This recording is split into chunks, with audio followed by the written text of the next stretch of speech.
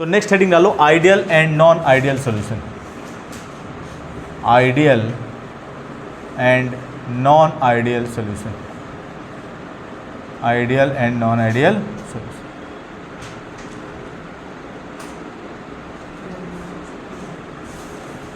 ठीक है, तो ideal and non ideal solutions की हम लोग बात कर रहे हैं। सबसे पहले हम लोग देख रहे हैं आइडियल सॉल्यूशन। पहले हम लोग क्या देख रहे हैं कि आइडियल सॉल्यूशन क्या होता है। क्लियर है? तो समझोगे पहले आइडियल सॉल्यूशन होते क्या है। अब देखो यहाँ पे ये आपका कोई सॉल्यूशन है, ये कोई आपका सॉल्यूशन है जो दो कंपोनेंट से मिलके बना हुआ है, component A and component B. इससे मिलके बना हुआ है component A and component B.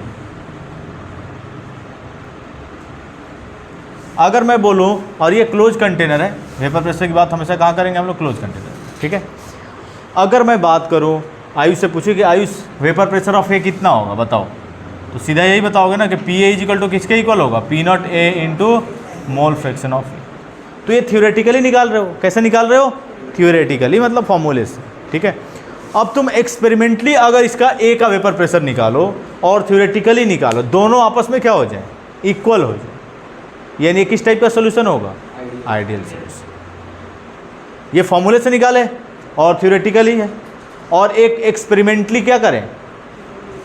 Experimentally पीए का प्रेशर निकालें तो देखें क्या दोनों को अगर सेम प्रेशर आ रहा है थ्योरेटिकली और एक्सपेरिमेंटली, यानी कि सोल्यूशन कैसा है? Ideal solution. यानी कि पीए और पीबी की अगर हम बात करें तो पीबी किसके इक्वल हो जाएगा? P naught B into mole fraction of, और पी टोटल किसके इक्वल हो जाएगा? P A plus P B. यानी कि देखो ये कंप्लीटली किसको फॉलो कर रहा है? राउल्स लॉ को। यानी ये किस टाइप का सोल्यूशन है? Ideal solution. तो वो सोल्यूशन जो राउल्स लॉ को कंप्लीटली फॉलो करते हैं, ओबे करते हैं, उनको हम लोग क्या बोलते हैं? Ideal solution. तो लिख लो इसमें पहले तुम लोग एक line, the solution which obeys Raoult's law perfectly, the solution which obeys Raoult's law perfectly, the solution which obeys Raoult's law perfectly, the solution which obeys Raoult's law perfectly is known as ideal solution, is known as ideal solution। तो वो solution जो Raoult's law को follow करते हैं उसे हम लोग क्या बोलेंगे? Ideal solution. ठीक है, अभी लिखो ना। अब देखो ये तो फर्स्ट पॉइंट हो गया कि पी हमेशा किसके इक्वल होगा? P naught A into mole fraction of A. यही तो था राउल्स लॉ। अब देखो यहाँ पे हम इक्वल ये कैसे होते हैं समझोगे थोड़ा सा। अब अगर हम लोग बात करें फर्स्ट पॉइंट देखें तो ये फोर्स ऑफ अट्रैक्शन जो होता है कंपोनेंट ए और कंपोनेंट बी बी के, ये हमेशा किसके इक्वल होता है? Force of attraction of component A B. Force of attraction of A and B B जो होगा वो हमेशा किसके इक्वल होगा? Force of attraction of A B. Clear है? यानी कि देखो यहाँ पे जैसे ये ए अट्रैक्शन होगा और ये बी बी अट्रैक्शन होगा कंपोनेंट बी में, और यहाँ पे जो सॉल्यूशन बनेगा उसमें कैसा अट्रैक्शन होगा? A B. ठीक है, अब यहाँ पे मान लो कुछ डेल्टा H1 आपने इंथैल्पी दी इस बॉन्ड को ब्रेक करने के लिए, और यहाँ पे आपने एनर्जी कितनी दी? Delta H2।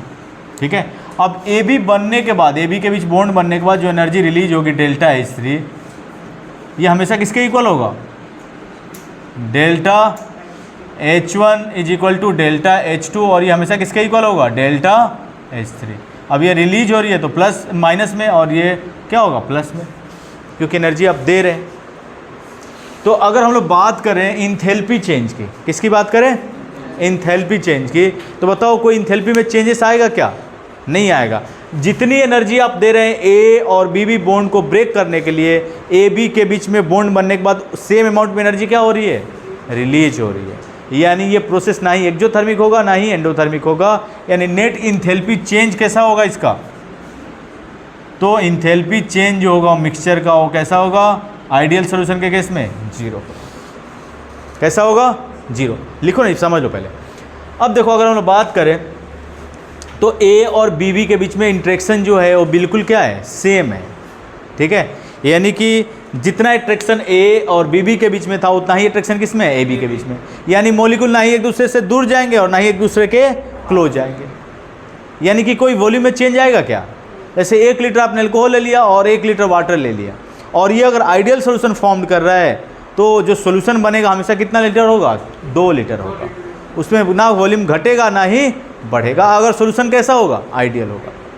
तो कोई वॉल्यूम में चेंज आ रहा है क्या? पहले भी 2 लीटर था, अभी भी कितना लीटर है? 2 लीटर। यानी कि वॉल्यूम चेंज जो होगा मिक्सचर का वो कैसा होगा? 0। वॉल्यूम में कोई चेंज आएगा क्या? नहीं आएगा। क्लियर है? नेक्स्ट अगर हम लोग बात करें तो इंट्रोपी चेंज, अगर हम मिक्सचर की बात करें, किसकी बात करें? Entropy change. तो इंट्रोपी क्या होता है? रेंडमनेस या डिसऑर्डरनेस।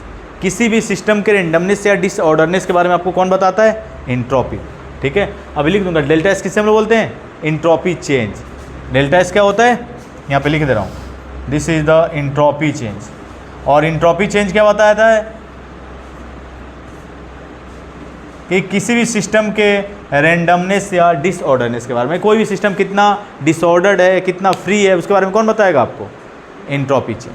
ठीक है, और जब भी आपकी रेंडमनेस बढ़ती है, किसी भी सिस्टम की रेंडमनेस बढ़ती है तो इंट्रोपी चेंज क्या होता है? पॉजिटिव। और जब भी रेंडमनेस आपकी कम होती है तो इंट्रोपी चेंज क्या होता है? निगेटिव। क्लियर है? और जितने भी वो प्रोसेस जिसमें इंट्रोपी चेंज क्या होता है? पॉजिटिव होता है, वो जनरली क्या होते हैं? स्पॉन्टेनियस होते हैं। क्या होते हैं? स्पॉन्टेनियस। जैसे मान लो तुम घर से निकले तो तुम्हारा रेंडमनेस बढ़ा कि घटा? बढ़ गया।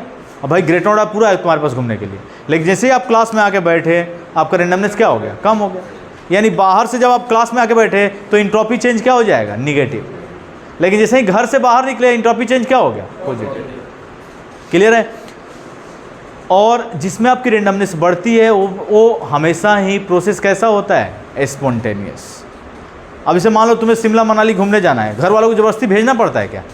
कि नहीं तुम्हें जाना ही पड़ेगा, तुम लोग नहीं मैं नहीं जाऊंगा घूमने, ऐसा होता है क्या? लेकिन तुम्हें स्कूल अगर जाना है, कहाँ जाना है? स्कूल जाना है, तो ऐसा बोलते हो नहीं मैं तो स्कूल जाऊंगा, आज कहीं घूमने नहीं जाऊंगा, ऐसा बोलते हो क्या? तो स्कूल जाते हो मतलब तुम्हारे पास अब रियान घूमने के अलावा, रियान के कैंपस को घूमने के अलावा और कोई दुनिया नहीं है, तो तुम्हारी रेंडमनेस क्या हो गई? कम। लेकिन अगर ग्रेटर नोएडा में स्कूटी लेकर घूम रहे हो तो पूरा ग्रेटर नोएडा है तुम्हारे पास घूमने के लिए, तो रेंडमनेस क्या है? ज़्यादा है। ठीक है, तो उस केस में तो जिसमें आपकी इंट्रोपी इंक्रीज होती है तो इंट्रोपी चेंज क्या होगा? रेंडमनेस इंक्रीज होती है, इंट्रोपी चेंज पॉजिटिव। अब देखो तुम ही लोग मान लो यहाँ पर बैठे हुए हो, अब मैं यहाँ से उठा के उस क्लासरूम में बैठा दूँ, एज इट इज जैसे बैठे हो एज इट इज जैसे हैं, फिर भी तुम्हारा रेंडमनेस बढ़ा कि घटा? थोड़ा सा डिसऑर्डर हुए कि नहीं? तुम लोग हुए कि नहीं? उथल पुथल हुआ कि नहीं? अब मान लो कोई तुम 2 कंपोनेंट लिए, एल्कोहल और वाटर, अब भाई ऐसे पड़ा हुआ था नॉर्मली, अब उसको तुम क्या किए? मिक्स कर दिए, तो कहीं ना कहीं दोनों कंपोनेंट में डिसऑर्डरनेस आया कि नहीं आया? रेंडमनेस आया कि नहीं आया? तो कोई भी आप सॉल्यूशन फॉर्म करेंगे उसमें हमेशा ही क्या होगा? रेंडमनेस या डिसऑर्डरनेस बढ़ेगी। और जब भी रेंडमनेस या डिसऑर्डरनेस आपका इंक्रीज होता है तो इंट्रोपी चेंज क्या होती है? इंट्रोपी चेंज क्या होगी? पॉजिटिव। भाई बना भी सॉल्यूशन नहीं, लेकिन कंपोनेंट जो ऐसे पड़े हुए थे उनको आपने क्या किया? डिसऑर्डर कर दिया। ठीक है, नेक्स्ट अगर हम बात करें गिब्स एनर्जी चेंज की, अगर हम बात करें मिक्सचर के गिब्स एनर्जी चेंज की, तो गिब्स एनर्जी चेंज क्या होगा? तो देखो जितने भी प्रोसेस स्पॉन्टेनियस होते हैं वो उनका गिब्स एनर्जी चेंज क्या होता है? निगेटिव। क्या होता है? देखो लिख दे रहा हूँ, याद रखना है, इसके पहले भी मैंने बताया था। गिब्स एनर्जी चेंज निगेटिव किसके लिए? फॉर स्पॉन्टेनियस प्रोसेस के लिए। किसके लिए? स्पॉन्टेनियस। और गिब्स एनर्जी चेंज पॉजिटिव किसके लिए? नॉन स्पॉन्टेनियस, जो खुद ब खुद प्रोसेस नहीं होते हैं। और गिब्स एनर्जी चेंज 0 होगा, यानी कि इक्विलिब्रियम क्या होगा? Equilibrium attend. क्लियर है ना? तो याद रखोगे, इसे लिख लोगे अभी साइड में। तो बताओ कोई भी सोल्यूशन बनाते हो, जैसे अल्कोहल को वाटर में मिलाते हो, तो क्या उसको चम्मच से क्या घोलते हो क्या उसमें? वो खुद ही क्या कर लेता है? सॉल्यूशन फॉर्म कर लेता है। यानी वो प्रोसेस कैसा होता है? स्पॉन्टेनियस होता है। यानी अगर प्रोसेस स्पॉन्टेनियस है तो गिब्स एनर्जी चेंज क्या होगी? है कोई डाउट? और डायरेक्ट तुम देखोगे नीट में जाके, आज ही जाके देखोगे, मॉड्यूलों का भी मैं दिखाऊंगा, डायरेक्ट इन सारे इस कैरेक्टरिस्टिक्स के ऊपर क्वेश्चन आए हुए। पूछ लेगा आइडियल सोल्यूशन में गिब्स एनर्जी चेंज क्या होगा, अब पता ही नहीं है तुम्हें, ठीक है। तो रटना नहीं है, समझ के कोई भी सोल्यूशन बनता है प्रोसेस कैसा होता है, स्पॉन्टेनियस, यानी कि गिब्स एनर्जी चेंज क्या होगी, नेगेटिव। क्लियर है, तो इतना नोट करें। आयुष लिख लो इसमें, two liquids form an ideal solution, two liquids form an ideal solution, ये साफ कर दो ना, two liquids form an ideal solution, बातें नहीं Dev, two liquids form an ideal solution when they are similar in structure and their properties. मानो two liquids form an ideal solution,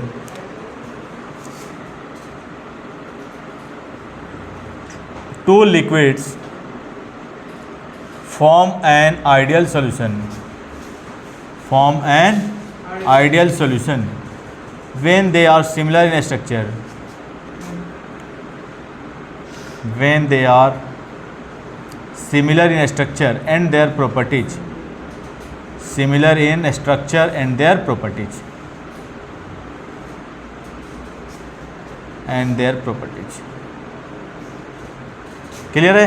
तो दो लिक्विड अगर आइडियल सोल्यूशन बना रहा है तो उनकी प्रॉपर्टीज, स्ट्रक्चर, सारी चीज़ें क्या होंगी, सेम होंगी। जैसे एग्जांपल ले लें, आपसे कई बार पूछा हुआ है, जैसे एग्जांपल हम ले लें बेंजीन एंड टॉलिन, बेंजीन एंड टॉलिन, देखो दोनों ही क्या है, एरोमेटिक है, दोनों ही क्या है, एरोमेटिक है, नॉन पोलर है, सारी प्रॉपर्टीज, कैरेक्टरिस्टिक, सारी चीज़ें क्या है, सेम है। ये हमेशा ही किस टाइप का सोल्यूशन बनाएगा, ideal solution. Ethanol and methanol किस टाइप का सोल्यूशन बनाएगा, ethanol and methanol, ideal solution.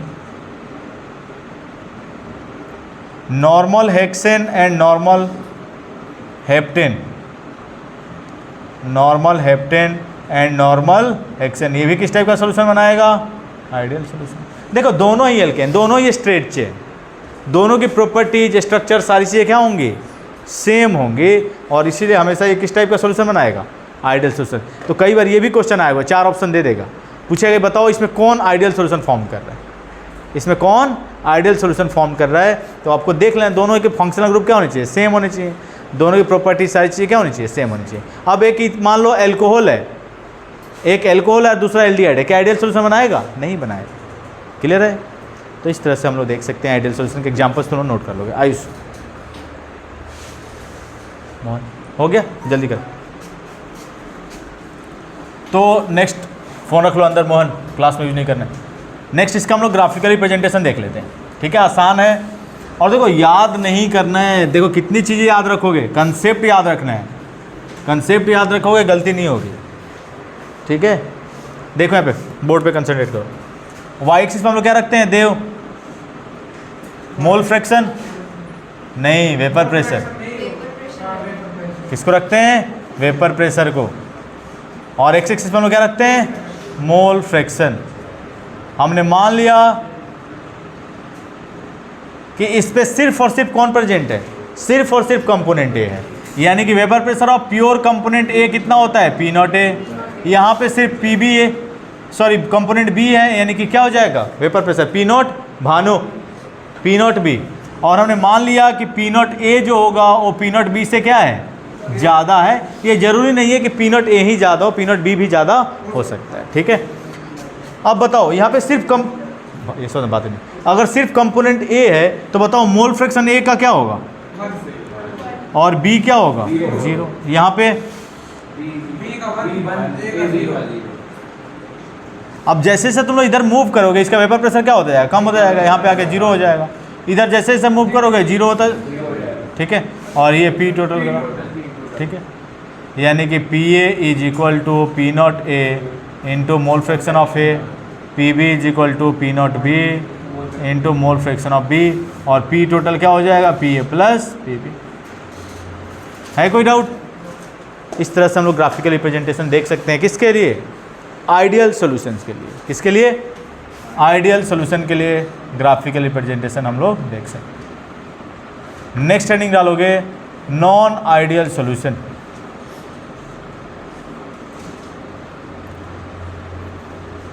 किसी को डाउट है कुछ, क्लियर है? ये तो सिंपल चीज़ें हैं, इसमें डाउट होना नहीं चाहिए, ठीक है। जल्दी करें, हाँ आएगा। देखो हम लोग कुछ भी ऐसा नहीं पढ़ रहे हैं जो अननेसेसरी है, जो एग्जाम में नहीं आएगा, और कुछ भी ऐसा छोड़ेंगे भी नहीं जो आपके एग्जाम में आए और हम लोग स्किप कर लें, ठीक है। यानी जो भी चीज़ हम लोग पढ़ रहे हैं एग्जैक्टली आपके सिलेबस के अकॉर्डिंग है, जो वहाँ से क्वेश्चन आएंगे ही आएंगे, ठीक है। तो मोहन कुछ भी हम लोग एक्स्ट्रा नहीं पढ़ रहे, ठीक है। तो ये माइंड से नहीं रखना है कि हम लोग कुछ एक्स्ट्रा पढ़ रहे हैं तो इसको स्किप कर लें, उसको स्किप कुछ भी नहीं करना है, ठीक है।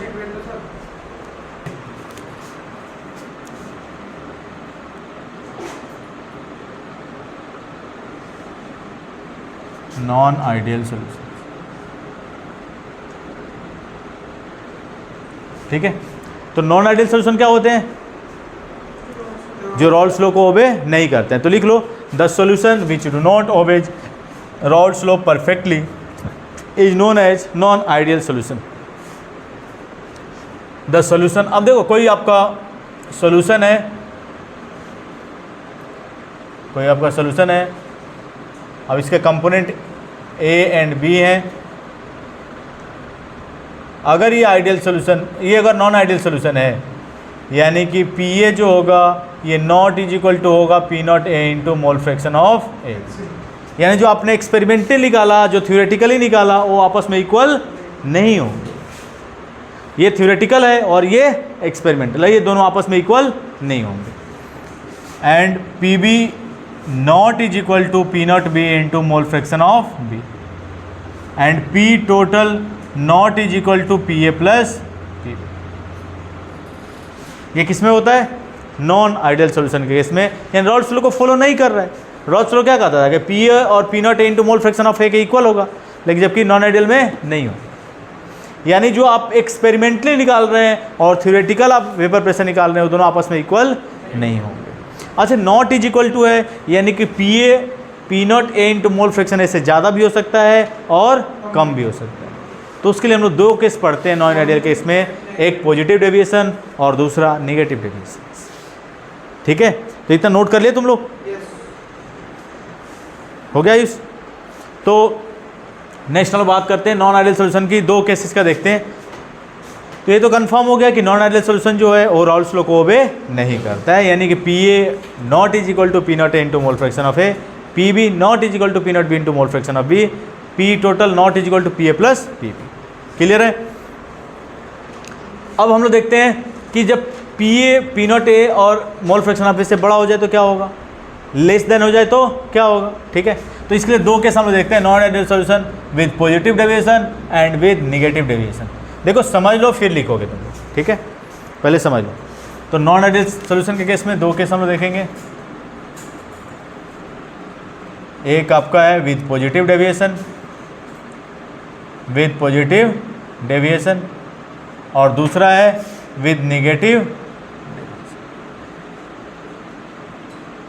डेविएशन, ठीक है। तो अगर हम लोग बात करें पॉजिटिव डेविएशन की, किसकी बात करें? पॉजिटिव डेविएशन की। तो देखो समझ लो पहले, फिर लिखना, अभी कोई लिखेगा नहीं।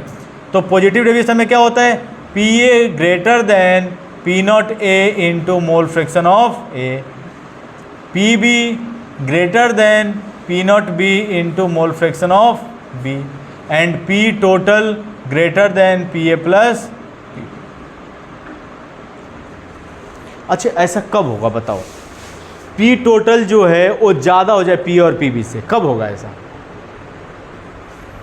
यानी कि जो एट्रैक्शन है ए बी के बीच में और ए और बी बी के बीच में, इनसे वीक हो जाइए। क्या हो जाए? वीक। अब देखो जितना वीक होगा, ये जो कंपोनेंट ए बी के बीच में जो इंटरेक्शन हो रहा है, ये किसका इंटरेक्शन है? सॉल्यूशन का। और सॉल्यूशन का वेपर प्रेशर जो है वो कंपोनेंट के, जो कंपोनेंट का सम के इक्वल होना चाहिए था, वो इक्वल नहीं होकर उससे क्या हो गया? ज़्यादा हो गया। यानी कि जो आपने कंपोनेंट लिए थे ए एंड बी, जैसे मान लो एल्कोहल और वाटर ही आपने लिया, तो एल्कोहल और वाटर के बीच में, तो एल्कोहल मॉलिक्यूल और वाटर मॉलिक्यूल के बीच में कुछ फोर्स ऑफ अट्रैक्शन होगा, लेकिन जो सॉल्यूशन बना, अब एल्कोहल और वाटर दोनों के बीच में फोर्स ऑफ अट्रैक्शन हो गया। अब वो जो फोर्स ऑफ अट्रैक्शन जो है एल्कोहल और वाटर के बीच में, वो वीक हो गया एज कंपेयर टू एल्कोहल और वाटर।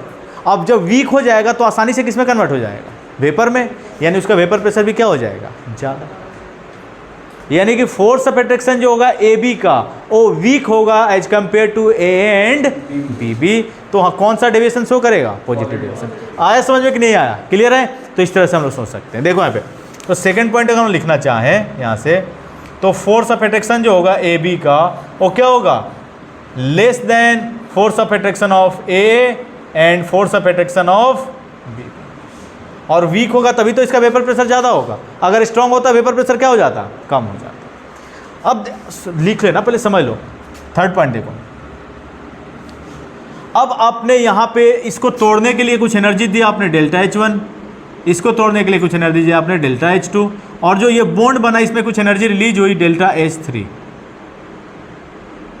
अच्छा बताओ, जब एनर्जी हम लोग देते हैं तो प्रोसेस कैसा होता है, एंडोथर्मिक, यानी इंथैल्पी चेंज कैसा होता है, पॉजिटिव। और जब एनर्जी रिलीज होती है तो इंथैल्पी चेंज निगेटिव। बॉन्ड जो कंपोनेंट के बीच में फोर्स ऑफ अट्रैक्शन था वो स्ट्रांग था, यानी कि आपको बॉन्ड को तोड़ने के लिए एनर्जी क्या करनी पड़ रही है, ज़्यादा देनी पड़ रही है, जबकि जो एनर्जी रिलीज हो रही है वो क्या हो रही है, कम हो रही है।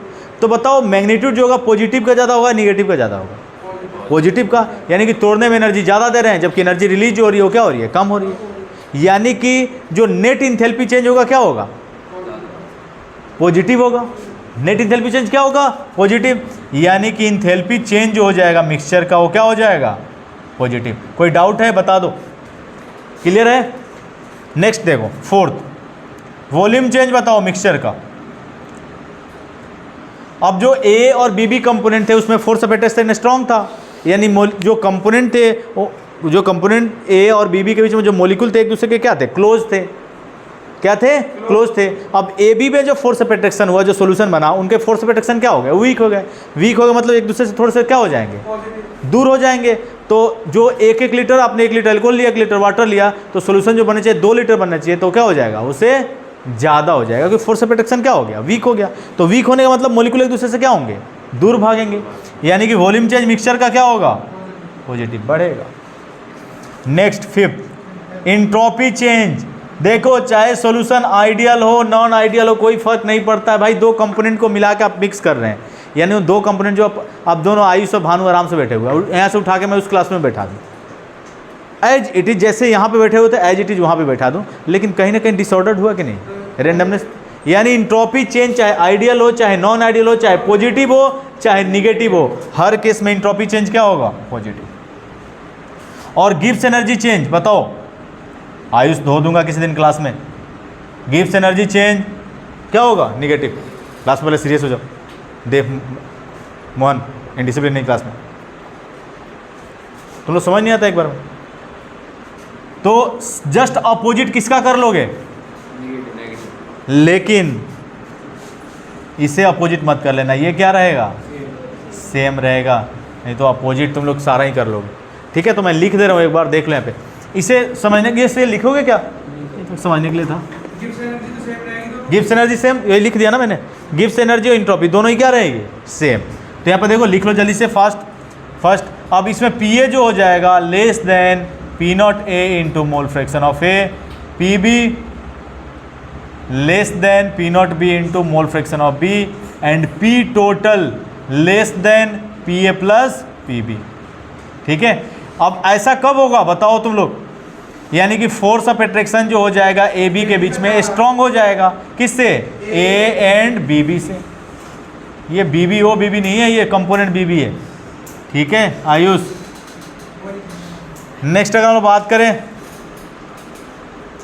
इंथैल्पी चेंज मिक्सचर की, बताओ तो जो बॉन्ड आपने तोड़ने के लिए एनर्जी दी, जो बॉन्ड आपने तोड़ने के लिए एनर्जी दी उससे स्ट्रॉन्ग बॉन्ड बन रहा है, यानी एनर्जी जो रिलीज हो रही है वो ज़्यादा हो रही है, यानी इंथैल्पी चेंज क्या होगा, निगेटिव, क्योंकि एनर्जी रिलीज जब भी होती है तो इंथैल्पी चेंज क्या होता है, निगेटिव, और जो एनर्जी रिलीज हो रही है उसका मैग्नीट्यूड क्या है, ज़्यादा है। नेक्स्ट फोर्थ बताओ वॉल्यूम चेंज मिक्सचर का क्या होगा, निगेटिव, क्योंकि मॉलिक्यूल जो एक दूसरे के बीच में जो वीक बॉन्ड था सॉल्यूशन बनने के बाद स्ट्रॉन्ग हो गया, यानी मॉलिक्यूल एक दूसरे के क्या आ जाएंगे, क्लोज आ जाएंगे, तो वॉल्यूम चेंज क्या हो जाएगा, निगेटिव। इंट्रोपी चेंज बताओ, ये तो पॉजिटिव ऑलवेज। और सिक्स्थ में क्या हो जाए, गिब्स एनर्जी चेंज बता दो, Gibbs energy change negative. Clear है, तो इस तरह से हम लोग दोनों ही डेविएशन देख सकते हैं, non ideal solution positive deviation and negative deviation. Note कर लो आयुष। तो पॉजिटिव डेविएशन के एग्जांपल लिख लो तुम लोग, ethanol and acetone, ethanol and acetone,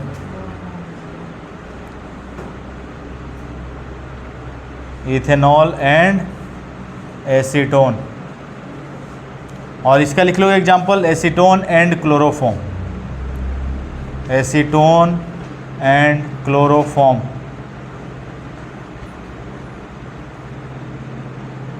clear है? हो गया सबका? आगे बढ़े। अब देखो इसका ग्राफिकल रिप्रेजेंटेशन भी हम लोग देख लेते हैं दोनों के लिए, दोनों में होगा। ठीक है, यहाँ पे क्या है, देखो इथेनॉल इथेनॉल के बीच में क्या हो रहा है, हाइड्रोजन बॉन्डिंग भी हो रहा था, लेकिन जब सोल्यूशन बनाएंगे तो इनके बीच में हाइड्रोजन बॉन्डिंग होगा क्या? नहीं। तो एक दूसरे से मॉलिक्यूल्स क्या होंगे, दूर भागेंगे, फोर्स ऑफ अट्रैक्शन क्या होगा, वीक होगा। ठीक है, इसे साफ करो। हो गया सबका? अब देखो इसका तुम हेडिंग डालो, पॉजिटिव डेविएशन निगेटिव डेविएशन में इन दोनों का ग्राफिकल रिप्रेजेंटेशन, दोनों का ही ग्राफिकल रिप्रेजेंटेशन। तो एक तो मैं बता दे रहा हूँ, दूसरा तुम लोग कॉपी कर लेना। ठीक है, ग्राफिकल रिप्रेजेंटेशन। तो सेम ग्राफ तुम लोग बनाओ, किसके लिए, जो आइडियल के लिए तुम लोग बनाए थे, किसके लिए, आइडियल सॉल्यूशन के लिए जो तुम लोग बनाए थे, सेम ग्राफ। तो देखो यहाँ पे आइडियल के में क्या बनाया था, ठीक है, वाई एक्सिस पे हमने लिया था वेपर प्रेशर और एक्स एक्सिस पे हमने लिया था मोल फ्रैक्शन, एक्स एक्सिस पे हमने लिया था मोल फ्रैक्शन। ठीक है, तो आइडियल के लिए अगर हम बात करें तो आइडियल के लिए कुछ ये ग्राफ का नेचर आ रहा था, P naught B, P naught A, X A is equal to mole fraction of A 1, mole fraction of B क्या हो जाएगा 0, मोल फ्रैक्शन ऑफ बी क्या हो जाएगा 1, मोल फ्रैक्शन ऑफ ए क्या हो जाएगा 0। अब देखो पॉजिटिव डेविएशन का ग्राफ बनाना है तो आपको क्या करना है, इसके ऊपर ये कुछ ऊपर से ग्राफ आ जाएगा। कहाँ से आ जाएगा ग्राफ, कुछ ऊपर से ग्राफ आ जाएगा, निगेटिव में नीचे से आ जाएगा। क्लियर है? हो जाएगा, आसान है। तो निगेटिव लेके मैं बना देता हूँ, देख लो यहाँ पे। तो इस पे ले लो वेपर प्रेशर वाई एक्सिस पे, और एक्स एक्सिस पे क्या ले लेंगे, mole fraction, same condition.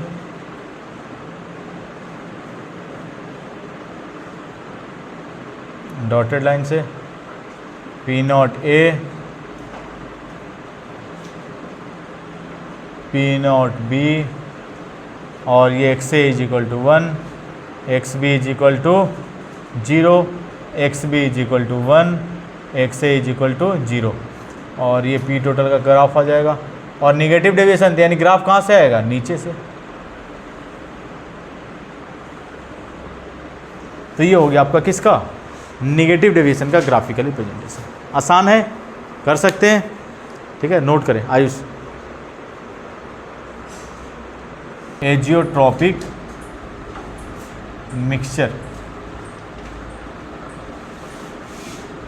Azeotropic mixture क्या होता है एजियोट्रॉपिक मिक्सचर?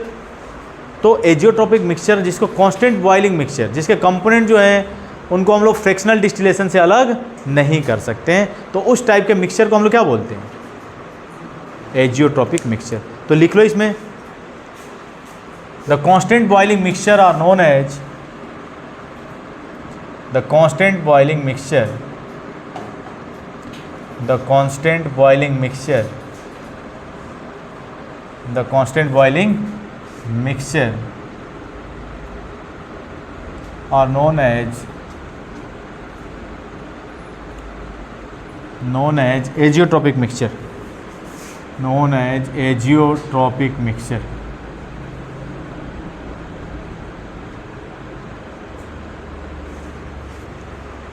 यानी the component, the solution in which components are boiled at almost same temperature. ठीक है, यानी these components cannot be separated by fractional distillation। Clear है? इनके कंपोनेंट को हम लोग फ्रैक्शनल डिस्टिलेशन से अलग नहीं कर सकते हैं। किसको? एजियोट्रॉपिक के मिक्सचर के कंपोनेंट्स को। तो लिख लो इसको भी तुम लोग,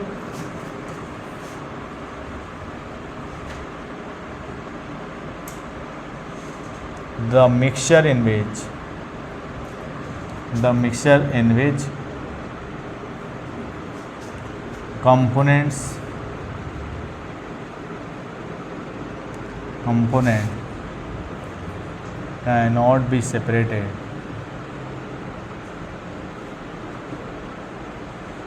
by fractional distillation. By fractional distillation.